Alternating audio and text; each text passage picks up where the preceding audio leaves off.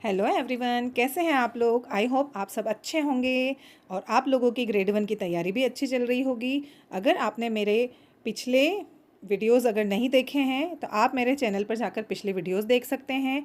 और अब हम अ टेल ऑफ टू सिटीज़ वाला नावल कंप्लीट करेंगे। और इससे पहले हम लोग प्राइड एंड प्रेजुडिस वाला नावल कंप्लीट कर चुके हैं। और उसके मोस्ट इम्पोर्टेंट एमसीक्यूज़ भी मैं 50+ एमसीक्यूज़ करवा चुकी हूँ। अगर आपने नहीं देखे हैं तो आप मेरी पिछली वीडियोज़ में जाकर देख लीजिएगा। और ये पूरा नावल कंप्लीट करेंगे उससे पहले मैं आप लोगों को एक बात बोलना चाहूँगी कि प्लीज़ मेरे वीडियो को लाइक करें और सब्सक्राइब करें। ओके, चलिए अब हम अ टेल ऑफ टू सिटीज़ कि नॉवेल की हम समरी देखेंगे। ओके, और हम पूरा देखेंगे कि इसमें मतलब ये किसने लिखा है ये नॉवेल। ओके, ये कब पब्लिश हुआ था, इसके ऑथर कौन हैं, और इस नॉवेल में कौन कौन से कैरेक्टर थे, क्योंकि कैरेक्टर बहुत हैं इसमें, इतने कैरेक्टर हैं ना, तो उनको समझना ज़रूरी है। ओके, और कहानी का सारांश भी देखेंगे। और सबसे मेन इम्पोर्टेंट इसमें जितने भी कोटेशन हैं ना, जितने भी कोट्स होते हैं ना जो एग्ज़ाम में पूछे जाते हैं, हम लोग उनको भी कवर करेंगे। ओके, तो चलिए हम शुरू करते हैं हमारी A tell of to Cities novel. Okay, चलिए A tell of to Cities किसने लिखा था, तो लिखा था इसको चार्ल्स डिकन ने। ओके, चार्ल्स डिकन ने लिखा था इसको, है ना। और ये एक मतलब उस समय मतलब पहले के ज़माने में आज़ादी के लिए क्रांति होती थी ना, तो बस वैसे ही जमींदारों के बीच में और सब लोग जो गरीब वर्ग होता है ना, गरीब वर्ग और अमीर वर्ग, उन लोगों के बीच में लड़ाई होती है, सामंतवाद होता है, और ये सब हम लोग सब पढ़ेंगे, इसको आगे देखेंगे। ओके, तो चलिए अब हम शुरू करते हैं अ टेल ऑफ टू सिटीज़। अब इसके ऑथर कौन है, और आप लोग इसकी स्क्रीनशॉट ले लीजिएगा। और अगर आपको इसकी पीडीएफ की ज़रूरत लगती है तो मैं इसकी पीडीएफ भी आपको अवेलेबल करवा दूँगी। उसके लिए आपको मुझे कमेंट करके बताना पड़ेगा। चलिए, इसके ऑथर है हमारे चार्ल्स डिकन, है ना। इसके चार्ल्स डिकन इसके ऑथर है, और ये इनका बहुत बहुत फेमस नावल है। इतना फेमस नावल है कि इसके ऊपर बहुत सारी मूवीज़ बनी हैं और सीरियल बने हैं इसके ऊपर। ओके, चलिए, तो बहुत फेमस नावल है और ये आज भी बहुत पॉपुलर है ये। चलिए, तो इसके ऑथर कौन है, चार्ल्स डिकन्स हैं। और इल्यूस्ट्रेटर कौन है इसके, इसके इल्यूस्ट्रेटर है हैब्लोड नाइट ब्राउनी, है ना। फिर इसके इल्यूस्ट्रेटर, कवर आर्टिस्ट, ये सब भी आपको याद रखना पड़ेंगे, क्योंकि एग्ज़ाम में कुछ भी पूछ लेते हैं एग्जामिनर। मतलब अगर एक शिफ्ट में अगर ऑथर पूछ लिया तो दूसरे शिफ्ट में कवर आर्टिस्ट पूछ लेंगे, है ना, लैंग्वेज पूछ लेंगे, इसका जैनर पूछ लेंगे, कुछ भी पूछ लेंगे इसका। ओके, तो आपको ये सब पढ़ना पड़ेगा। चलिए, तो इसके ऑथर हैं चार्ल्स डिकन। इसके इल्यूस्ट्रेटर कौन थे, हैब्लोड नाइट ब्राउनी थे इसके। फिर कवर आर्टिस्ट कौन था इसका, तो कवर आर्टिस्ट भी हैब्लोड नाइट ब्राउनी ही थे। ओके, ये कौन सी लैंग्वेज में पब्लिश हुआ था, तो ये इंग्लिश लैंग्वेज में ही पब्लिश हुआ। फिर इसका जैनर क्या था, इसका जैनर था हिस्टोरिकल नॉवेल था। ये एक हिस्टोरिकल नॉवेल था, है ना। हिस्ट्री में मतलब क्या क्या हुआ था पहले के ज़माने में, क्या क्या होता था, क्या कैसे होता था।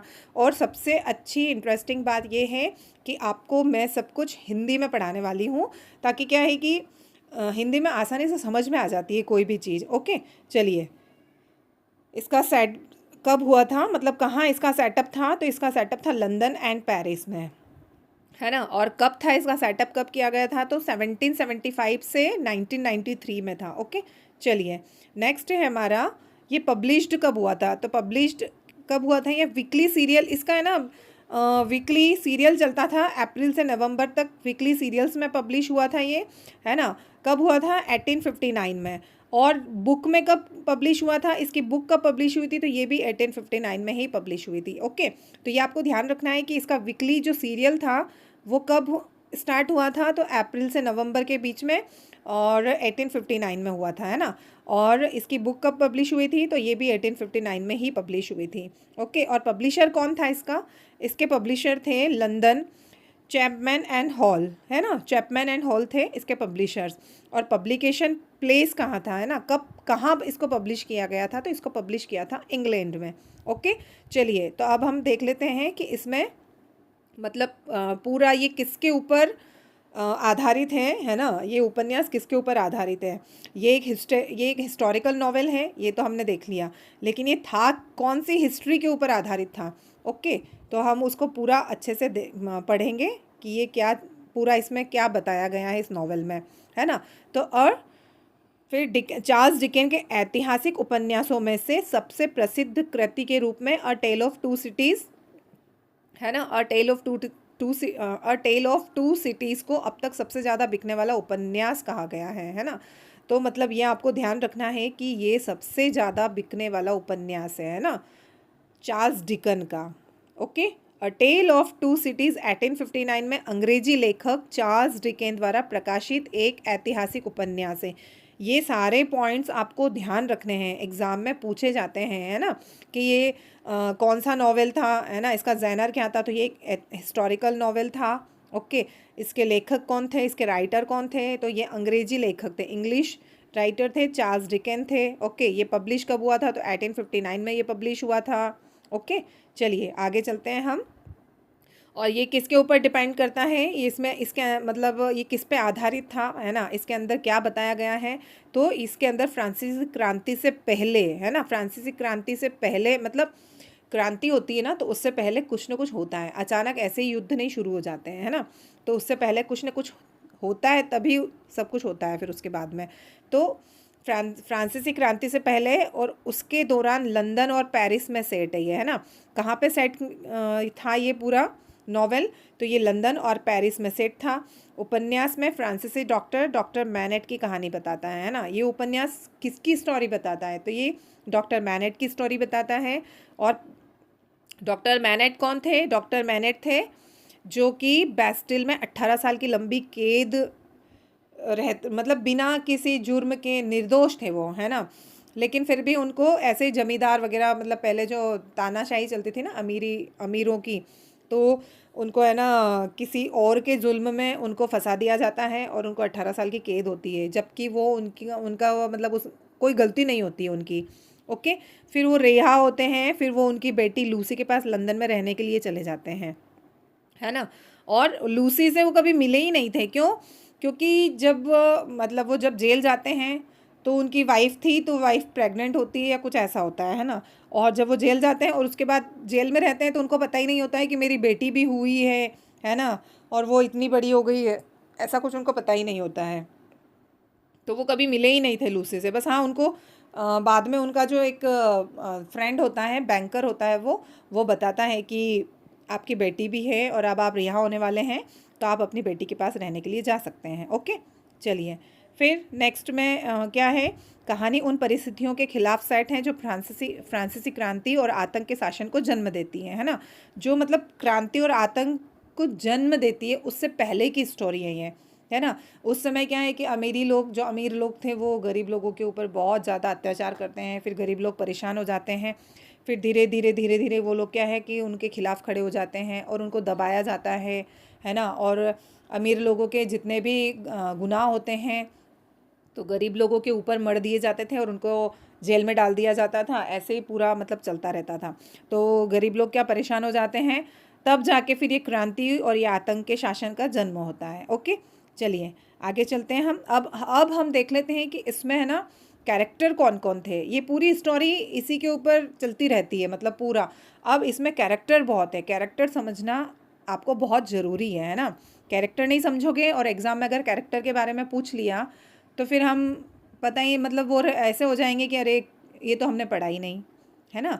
तो कैरेक्टर कौन था इसका कैरेक्टर था मैन सिडनी कार्टन, जो मेन कैरेक्टर था ये, है ना। ये ये एक वकील होता है और ये मैन जो हीरो होता है ना, इसका हीरो और हीरोइन को मिलाने का काम करता है।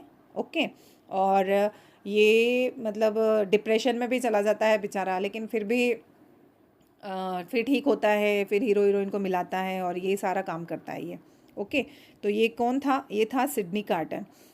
सिडनी कार्टर एक तेज दिमाग, है ना, लेकिन निराश अंग्रेजी बैरिस्टर था, एक वकील था ये। ओके, और शराबी और सनकी था थोड़ा सा। उसका मसीह की तरह स्वयं अपने जीवन का बलिदान उसका और चार्ल्स डार्ने को मुक्ति दिलाता है। मतलब कि वो क्रिश्चियन लोग होते हैं ना, यीशु मसीह होते हैं, तो वो अपना बलिदान दे देते हैं। ओके, वैसे ही ये भी अपना बलिदान दे देता है। किसके लिए बलिदान देता है ये बलिदान देता है चार्ल्स डार्ने को बचाने के लिए, जो इस नॉवेल का हीरो होता है चार्ल्स डार्ने। है ना। और लूसी जो मैनेट है ना, ये लूसी मैनेट इस नॉवेल की हीरोइन है हमारी। तो ये चार्ल्स डार्ने को और लूसी मैनेट को एक करने के लिए और चार्ल्स डार्ने को बचाने के लिए लास्ट में हम पढ़ेंगे इसमें ये भी पढ़ेंगे हम कि ये कैसे क्या होता है सब कुछ, और ये उसको बचाने के चक्कर में अपना बलिदान दे देता है। चलिए फिर सेकंड हमारा है, इसमें कैरेक्टर है लूसी मैनेट। लूसी मैनेट हर तरह से परिपूर्ण एक आदर्श पूर्व विक्टोरियन काल की औरत होती हैं, है ना। और कार्टन और चार्ल्स डार्ने दोनों ही इससे प्यार करते हैं। अब ये जो सिडनी कार्टन था ना, ये सिडनी कार्टन भी इस लूसी से प्यार करता है। ओके। और जो चार्ल्स डार्ने था वो भी लूसी मैनेट से प्यार करता था। ओके, ये दोनों ही इसको प्यार करते हैं, लेकिन लूसी मैनेट चार्ल्स डार्ने को पसंद करती थी और चार्ल्स डार्ने से शादी करती है। ओके, चलिए तो यहाँ पे पूरा आपको क्लियर हो गया होगा कि चार्ल्स डार्ने जिससे वो शादी करती हैं और दोनों उससे प्यार करते थे, है ना। सिडनी कार्टन भी और चार्ल्स डार्ने दोनों लूसी मैनेट से प्यार करते थे। और लूसी मैनेट कौन थी? डॉक्टर मैनेट की बेटी थी। ओके, अब वह सुनहरा धागा है ना। ये इस नॉवेल का सेकंड पार्ट होता है, सुनहरा धागा, है ना। इस नॉवेल को शायद 3 या 4 बुक्स में पब्लिश किया गया है, ऐसा करके है कुछ। इसमें पार्ट्स हैं, है ना, भाग 1, भाग 2, भाग 3 ऐसे करके पार्ट्स हैं। तो ये जो सुनहरा धागा वाला पार्ट है ना, ये सेकंड वाला पार्ट है। ओके, तो इसमें सुनहरा धागा जिसके नाम पर पुस्तक 2 का नाम रखा गया है ना। ये इसकी बुक जो 2 थी ना, भाग जो 2 था ना, उसमें सुनहरा धागा इस लूसी मैनेट के ऊपर रखा गया था। और ऐसा क्यों था? क्योंकि लूसी मैनेट के बाल जो थे ना वो सुनहरे थे, उनकी माँ के जैसे थे। ओके, चलिए तो यहाँ पे दिया हुआ है क्योंकि वह अपने पिता और अपने परिवार के जीवन को बांधे रखती हैं, है ना। वो अपने मतलब पूरे परिवार को बांध के रखती हैं, और क्योंकि अपनी माँ की तरह ही उनके बाल भी सुनहरे थे। ओके, चलिए नेक्स्ट चलते हैं हम चार्ल्स डार्ने, जो इस नॉवेल का मेन हीरो है ना। और चार्ल्स डार्ने बहुत पैसे वाला होता है। ओके, चलिए चार्ल्स डार्ने जो था वो हीरो था और एवनमोन परिवार का, है ना, एवनमोन परिवार का था ये। लेकिन एवनमोन परिवार बहुत पैसे वाले होते हैं, सामंतवादी होते हैं। और वो लोग क्या करते हैं कि जो गरीब लोग होते हैं और जो खेती करते हैं ना, कृषक होते हैं, उनकी ज़मीन को हड़प लेते थे, उनसे कर वसूल करते थे और सब कुछ ऐसा चलता था। तो क्या होता है कि चार्ल्स डार्ने ना, ये सब कुछ उसको पसंद नहीं होता था चार्ल्स डार्ने को। तो वो क्या करता है कि वो वहाँ से चला जाता है। ओके, और वो अपने माँ के फैमिली में जाकर रहने लग जाता है ना। अपनी माँ की फैमिली में जाकर रहने लग जाता है। उसको अपने परिवार के जितना भी ये ऐसे क्रूरतापूर्वक काम करते थे ना, ये जितने भी, तो इसको बिल्कुल पसंद नहीं आता था। तो ये अपनी माँ के मायके के नाम से डी ऑलनेस पर, है ना, डार्ने रख लेता है। डी ऑलनेस थे उनके पीहर वाले, माँ के मायके वाले, लेकिन ये अपने डार्ने रख लेता है अपनी सरनेम को, है ना। तो इसकी सरनेम क्या हो जाती है फिर? चार्ल्स डार्ने, जो फ्रांस छोड़कर इंग्लैंड चला जाता है। ओके, आई होप आपको ये सब कुछ समझ में आया होगा इतना, है ना। अब डॉक्टर अलेक्जेंडर मैनेट कौन थे? तो डॉक्टर अलेक्जेंडर मैनेट जो थे ना, वो ही लूसी के पिता होते हैं, जो 18 वर्षों तक बैस्टिली में कैद थे, है ना। अब ये क्वेश्चन बन जाता है कि डॉक्टर मैनेट कहाँ कैद थे? तो कहाँ कैद थे? 18 साल से बैस्टिली ये वर्ड्स आपको याद रखना है कि वो कहाँ कैद थे? बैस्टिली में कैद थे। ओके, चलिए नेक्स्ट कैरेक्टर है हमारा मस्यूर अर्नेस्ट डिफार्गे। ओके, ये मस्यूर अर्नेस्ट डिफार्गे जो डिफार्गे था, ये फ्रांसीसी शराब की दुकान का मालिक था। और जैकेरी जो था ना, जैकेरी का नेता था। ये एक, जैसे हम लोगों की होती नहीं होती, कोई पार्टी होती है ना, ये पॉलिटिशियंस वगैरह सबके अपनी अपनी पार्टीज़ होती हैं। तो जैकेरी भी एक पार्टी होती है, तो वो उसका नेता होता है।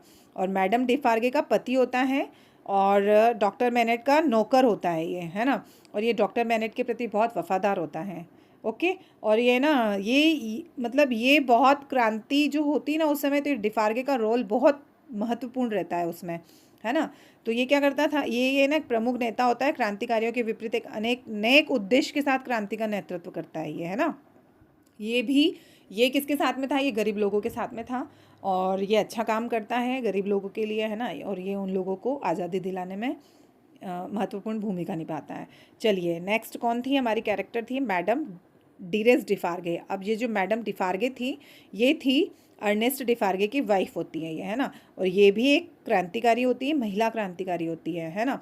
और ये तर्क साध्य रूप से उपन्यास की प्रतिपक्षी हैं, मतलब इस उपन्यास में मैडम डिफार्गे का भी बहुत महत्वपूर्ण रोल है। ओके, चलिए नेक्स्ट हमारा कैरेक्टर कौन है, द वेंजन्स होता है ना। द वेंजन्स जो होता है ना, वो कौन होता है, मैडम डिफार्गे का साथी होता है। यही लाके मतलब हर चीज़ इनको बातें बताता था, है ना, कि बाहर क्या चल रहा है, कौन किसके विरोध में काम कर रहा है, कौन कैसे क्या चल रहा है, सब कुछ ये आके बताता था। तो ये मैडम डिफार्गे का साथी होता है, उनकी छाया के जैसे उनके साथ के साथ रहता है, बिल्कुल लेफ्टिनेंट के रूप में संदर्भित किया गया है इसमें, है ना, कि ये मैडम डिफार्गे का लेफ्टिनेंट होता है। सेंट एंटोइन में महिला क्रांतिकारियों के समुदाय का एक सदस्य और कट्टरपंथी क्रांतिकारी था, है ना।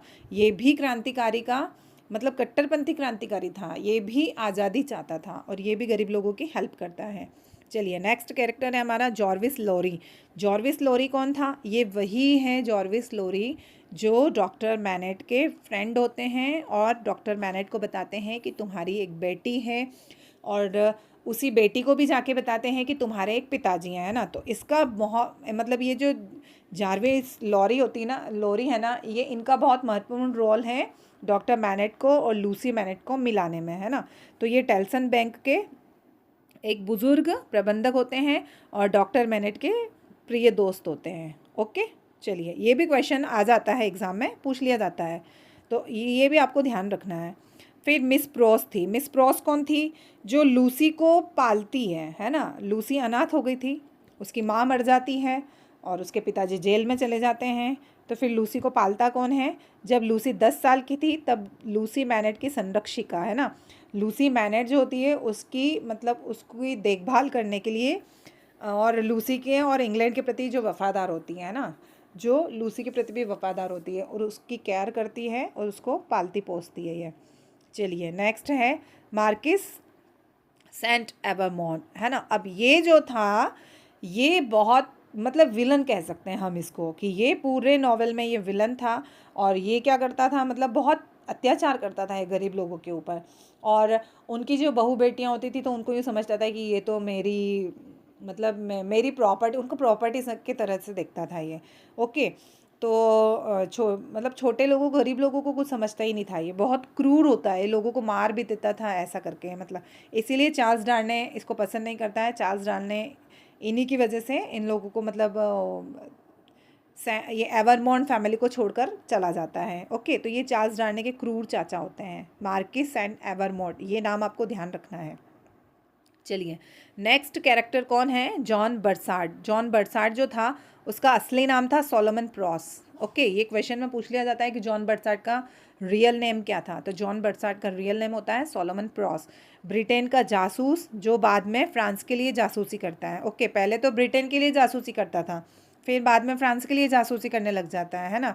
तो ये क्या एक तरह से गद्दारी करता है, और जहाँ उसे छिपना पड़ता है वह एक ब्रिटिश होता है, मतलब फ्रांस के लिए तो जासूसी कर रहा है और ब्रिटिश नागरिक के वहाँ छुपता है ये, है ना। और वो जो मिस प्रॉस जो थी ना, मिस प्रॉस का ये गुमशुदा भाई होता है ना। मिस प्रॉस कौन थी, जिसने लूसी को 10 साल तक अपने पास में रखा था। ओके, चलिए बाद में ये दोनों मिल भी जाते हैं, इन दोनों को पता चल जाता है कि हम दोनों भाई बहन हैं, ऐसा करके सब कुछ सॉर्ट आउट होता है। ये पूरा नॉवेल मतलब ये बहुत बड़ा नॉवेल है। ओके, तो इसका क्या है कि मैं थोड़ा आपको इम्पोर्टेंट पार्ट्स समझा रही हूँ और इसमें कौन कौन कैरेक्टर होते हैं बस वो मैं आपको बता देती हूँ, ताकि क्या है थोड़ा हम ऊपर ऊपर से पढ़ लेंगे ना, तो हम इसको एमसीक्यूज़ में करेंगे तो हमारा ये नॉवेल भी कंप्लीट हो जाएगा और हम लोग क्या है कि इसका पूरा अच्छे से हमारा रिवाइज भी हो जाएगा, हमारी तैयारी अच्छे से हो जाएगी। ओके, चलिए नेक्स्ट है हमारा रोज़र क्लाई। अब जो रोज़र क्लाई होता है, एक सेकेंड, रोज़र क्लाई, ये रोज़र क्लाई कौन होता है, ये रोज़र क्लाई एक अन्य जासूस होता है और बर्सार्ड जो था ना मिस प्रॉस का भाई, उनका हेल्पर होता है ये। ओके, चलिए नेक्स्ट है जेरी क्रंचर। ये जेरी क्रंचर कौन था, तो ये टेल्सन बैंक के पार्टनर और दूत और खुफिया मतलब जानकारियाँ भी अपने इधर से उधर करते थे ये दूत भी होते हैं और ये टेल्सन बैंक के पार्टनर भी होते हैं। ओके, चलिए नेक्स्ट है श्रीमती क्रंचर। अब ये बहुत अच्छी लेडी होती हैं इस नॉवेल में, है ना। श्रीमती क्रंचर जो होती है ना, ये जो अभी जेरी क्रंचर हमने पढ़ा ना ऊपर, ये जेरी क्रंचर है ना, ये इनकी वाइफ होती है ये। ओके। और ये जो जेरी क्रंचर होता है ना, ये अच्छा आदमी नहीं होता है, ये पैसे का लालची होता है और ये बहुत क्रूर कह सकते हैं इसको, बेकार आदमी होता है ये, है ना, अच्छा नहीं होता है। तो ये जेरी क्रंचर की पत्नी होती हैं श्रीमती क्रंचर, और बहुत धार्मिक स्त्री होती हैं ये। लेकिन उसके पति जिस पर थोड़ा उन्माद सवार होता है ना, वो मतलब अपने आप को पता नहीं कुछ ही समझता था वो। तो वो अपनी पत्नी को, मतलब वो उनकी पत्नी जब मंदिर वगैरह में या भगवान के सामने कभी प्रेयर वगैरह करती थी ना, तो उसको ऐसा लगता था कि ये ना, ये मेरी वाइफ है ना, मेरे खिलाफ़ प्रार्थना करती है कि मेरा पति हार जाए, है ना, मेरे पति के लॉस हो जाए। तो ऐसा मतलब ये इसको ऐसा लगता है, मिसअंडरस्टैंडिंग होती है। तो वो क्या करता है कि अपनी पत्नी को बहुत बार मारता भी है ना, और अपनी पत्नी को बोलता है कि तुम ये प्रार्थनाएं करना छोड़ दो, है ना। लेकिन वो प्रार्थना करना छोड़ती नहीं है, क्योंकि वो तो भगवान की प्रार्थना करती है ना, भगवान का नाम लेती है। लेकिन वो उसको मतलब बहुत मारता, टॉर्चर करता है, लेकिन वो सफल नहीं हो पाता है, उसको वो प्रार्थना करना बंद ही नहीं करती है ना। और मौखिक रूप से भी उसके साथ में दुर्व्यवहार करता था वो, है ना, उसको गाली गलौज करना, उसको गालियाँ देना, है ना, कुछ भी उसके साथ अभद्र व्यवहार करना, ऐसे बहुत करता था। और उसको मारता पीटता भी था, लगभग अक्सर जेरी शारीरिक रूप से उसके साथ दुर्व्यवहार करता था, है ना, और उसको मारता पीटता भी था। और कहानी के अंत में क्या होता है कि लास्ट में जब इसको पता चलता है ना कि ये मतलब मैं कैसा इंसान था, मैंने अपने पत्नी को कितना टॉर्चर किया, बाद में इसको पश्चाताप भी होता है और ये सॉरी भी बोलता है फिर। ओके, चलिए नेक्स्ट कौन है, श्री स्ट्राइवर है। अब श्री स्ट्राइवर जो थे वो एक अभिमानी महत्वाकांक्षी बैरिस्टर थे, ये भी एक वकील होते हैं ना। और ये जो सिडनी कार्टन था ना, सिडनी कार्टन के सीनियर होते हैं, सिडनी कार्टर इन्हीं के अंदर में काम करता था। ओके, तो स्ट्राइवर का पूरा नाम CJ स्ट्राइवर है ना। ये आम गलत धारणा होती है, मतलब इसमें ऐसा बताया है कि लोग ये समझते थे कि जो श्री स्ट्राइवर है इनका पूरा नाम CJ स्ट्राइवर है। ओके, चलिए फिर नेक्स्ट कैरेक्टर है हमारा दर्जिन। अब जो दर्जिन होती हैं, ये एक बहुत ऐसी लड़की होती है जो कि मतलब पीड़ी होती है, पीड़िता हो कह सकते हैं ना, जो अमीर लोगों से पीड़ित होती है। ये तो टेरर में जकड़ी एक युवती होती है ना, जो पीड़िता होती है, और सिडनी कार्टन से पहले आती है, जो उसे आराम के लिए गिलोटिन देता है। ओके, मतलब गिलोटिन एक ऐसी चीज़ होती है जिससे सर काटे जाते थे उस समय, उस ज़माने में। हम लोग मूवीज़ वगैरह में देखते हैं ना कि वो गर्दन रखवा लेते हैं आगे, है ना, आगे गर्दन रखवा लेते हैं, ऐसा वो कुछ ऐसा बना रहता है, फिर यहाँ गर्दन रखते हैं, फिर यहाँ से टक करके गर्दन कट जाती है ना। तो वो गिलोटिन होता था वो ऐसा। चलिए नेक्स्ट कैरेक्टर कौन था, गैबेल। गैबेल कौन था, तो गैबेल एक डाकपाल होता है ना, कुछ अन्य चुंगी पदाधिकारी होता है ये एक डाकपाल भी होता है, इधर से उधर लेटर ले जाना लाना, है ना, ये सब काम करता है। और ये ना कर भी वसूल करता था, चुंगी पदाधिकारी होता है ये ना। और ये किसके अंडर में काम करता था, ये मार्किस सेंट एवरमोंट के किराएदारों में के लिए काम करता था ये, है ना, जो उसके वहाँ किराएदार होते थे ना, उनके लिए काम करता था ये। ओके, चलिए नेक्स्ट कैरेक्टर है हमारा लास्ट कि गैस्पर्ड कौन था। तो गैस्पर्ड वह आदमी है जिसका बेटा मार्केस द्वारा कुचला जाता है, जो एक किसान होता है गैस्पर्ड, है ना। तो इसमें क्या होता है कि मार्किस अपनी गाड़ी से जा रहा होता है, घोड़ा गाड़ी होती है शायद, या कुछ ऐसी गाड़ी होती है उसकी। ओके, तो गैस्पर्ड का बेटा होता है छोटा, तो वो रास्ते में आ जाता है, तो मार्किस है ना उसके ऊपर गाड़ी निकाल के ले जाता है, मतलब, है ना, और उसको कुचल देता है, मार देता है वो।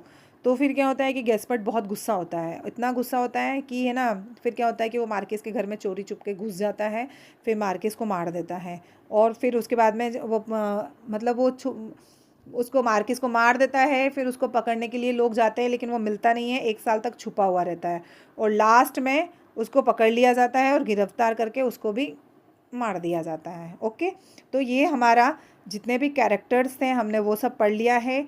और इस नॉवेल के बारे में अ टेल ऑफ टू सिटीज़ किसने लिखा, है ना, कब पब्लिश हुआ, ये सब कुछ हमने पढ़ लिया है। अब लास्ट में हम पढ़ेंगे इसकी पूरी स्टोरी, है ना, इसका क्लाइमेक्स पढ़ेंगे। इसमें हम देखेंगे कि ये कहानी है किस चीज़ लिए, मतलब किस चीज़ पे है ये आधारित, है ना, इसमें क्या होता है, और इसके इम्पोर्टेंट्स जो कोटेशन है वो भी हम पढ़ेंगे पूरा अच्छे से। ओके, चलिए, तो अब मेरा सेशन मैं यहीं ख़त्म कर रही हूँ, और आपको मेरा सेशन कैसा लगता है प्लीज़ मुझे लाइक करना, सब्सक्राइब करना और कमेंट करके ज़रूर बताना मुझे कि सेशन कैसा था। Okay, bye bye.